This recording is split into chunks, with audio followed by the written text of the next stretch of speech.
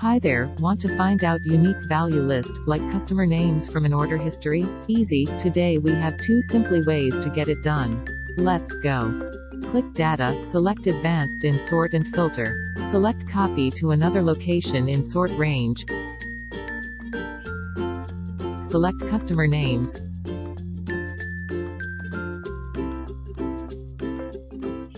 Click any blank cell as copy to do not forget to tick Unique Records Only.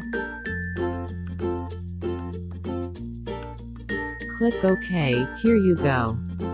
A list of customer without any duplicates. Love it? Subscribe, more easier one is coming next.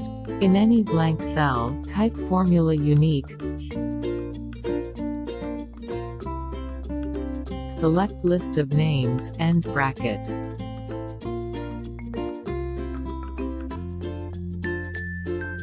Now you get a clean list. Amazing. You made it. See you in next video.